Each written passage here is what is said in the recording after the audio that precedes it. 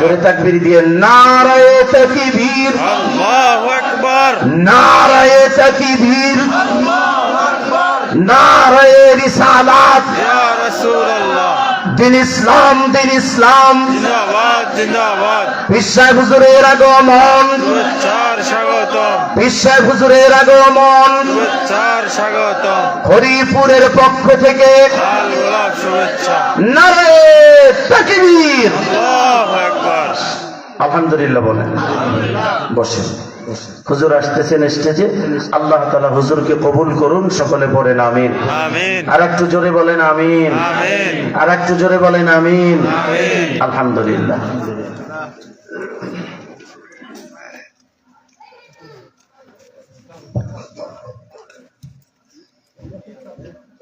আমরা হুজুর স্টেজে এসেছেন, বসেন একটু, 1 মিনিট একটু বসেন ইনশাআল্লাহ।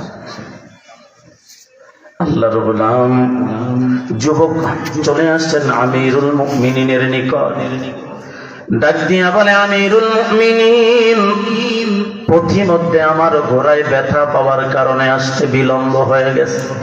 নবীর সাহাবা হযরতে আবু যর গিফারীকে ছেড়ে দেন আর আমাকে কতলের স্থানে নেন।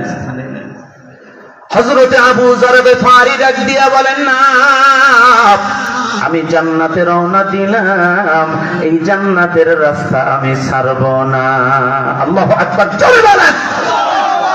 জান্নাতের ব্যবসাতেরা বুঝে গেছেন। ইয়া আইয়ুহাল্লাযীনা আমানু হাল আদুল্লুকুম আলা তিজারাতিন তুনজিকুম মিন আযাবিন আলীম।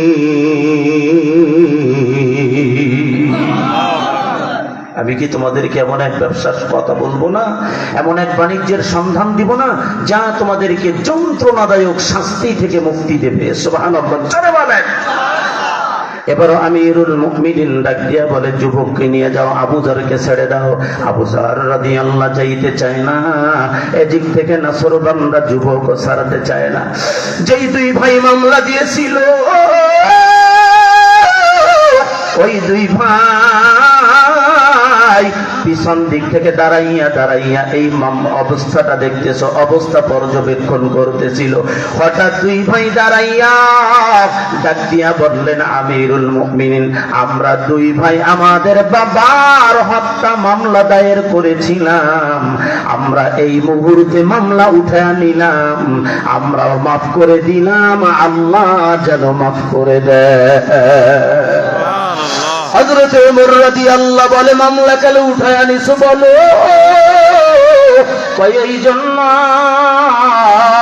যেই যুবক এত সুন্দর আমানতের জিম্মা ঠিক রাখে, মার সাথে বেয়াদবি করে না, যেই যুবক মৃত্যুর নিশ্চিত জানার পরেও আবার ফিরে আসে, যেই যুবক মৃত্যুর সময় আসিও সত্য কথা বলে, এমন সত্যবাদী মানুষ আমার আব্বাকে মারতে পারে না।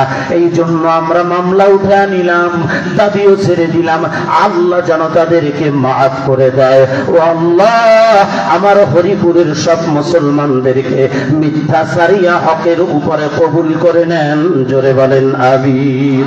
ইন্নাল্লাযীনা কাযযাবু বিআয়াতিনা ওয়াস্তাকবারু আনহা লা তুফাত্তাহু লাহুম আবওয়াবুস সামা ওয়া লা ইয়াদখুলুনাল জান্নাতা হাত্তা ইয়ালিজাল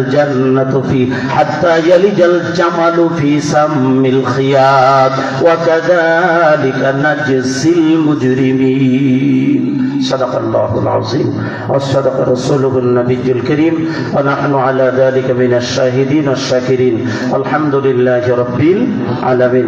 সোজা সাপটা দুইটি কথা শুনেন।